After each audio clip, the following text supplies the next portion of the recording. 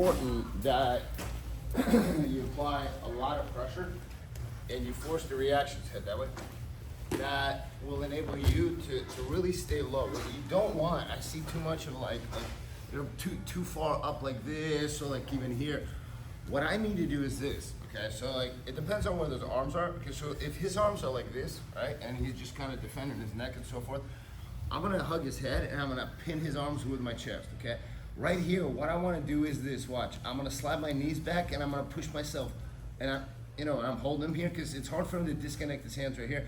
And watch, I'm gonna slide my hips back with my chin going to his wrist and my shoulder going under his elbow. Look, I go here, right here, and then right about here, I'm gonna slide forward and now my hip is pushing his whole arm up. You feel that, Rob? Yes, sir. Yeah, you can bring that left hand up. Because my goal is, yeah, because he's probably not gonna do that because he's gonna get, yeah, and they bring it out. Yeah, you see how he's turning right there? Okay.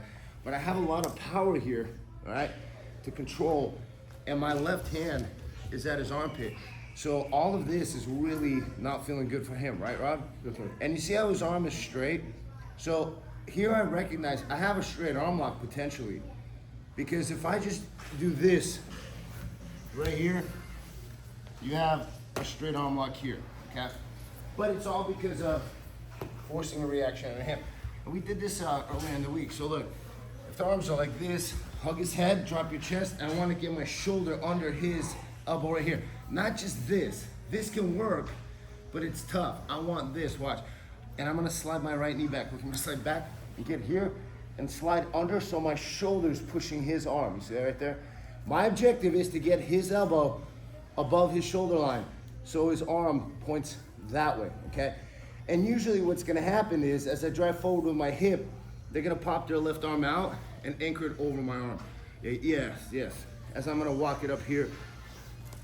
Yeah, you see how much harder it is for him to keep it down, because here, his arm's now exposed and I'm able to slide my knee in here. And if he's here, look, and he's so attached, you have a lot of this, you have a lot of this,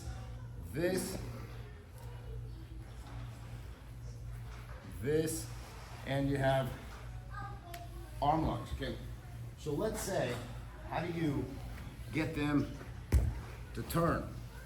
What I'm gonna do is, I'm gonna pin his arm. So if he's defending right here, okay, look, I'm gonna go hand on the elbow, get the hand right here at the lever, I'm gonna go pin it 1, 2.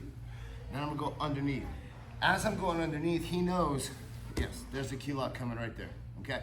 And I let him in through here. So I pin. And usually what they do is he's not gonna grab my wrist, he's gonna grab his, yes. Because he's gonna prevent this, right? And look, here.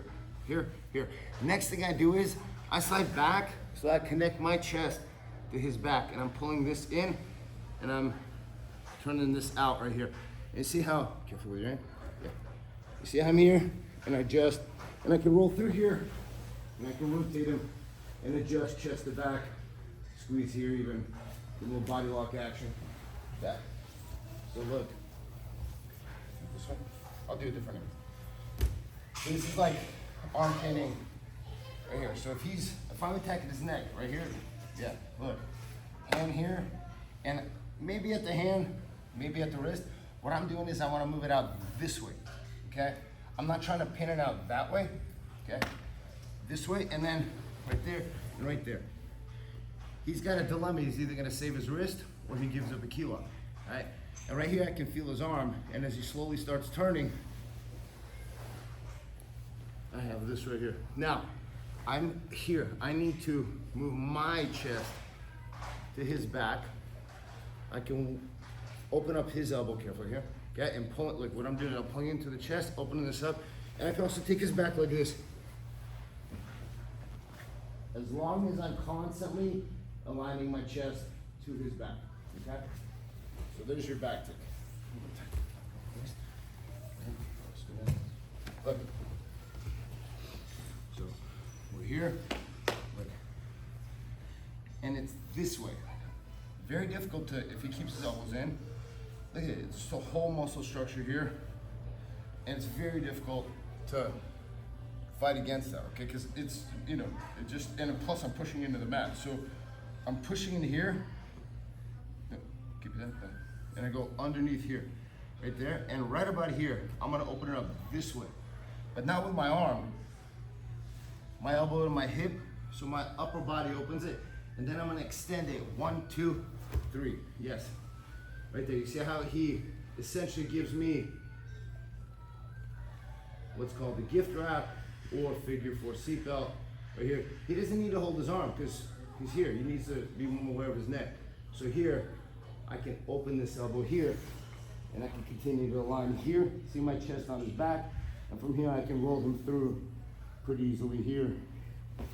Get here, to push him down, frame his head here, get here, here, here, here. Finish it 4 here, so you don't do this. Okay, but you always want to have the thumb pointed in a direction where the opposite way of the thumb is where you're gonna break the arm. All right, try it. Let's go back take 1, 2, 3. And that left hand is palm up, so you want to open up there, left arm like this. Okay, because there's a good chance, a slight chance, it may even work on Bryce that way.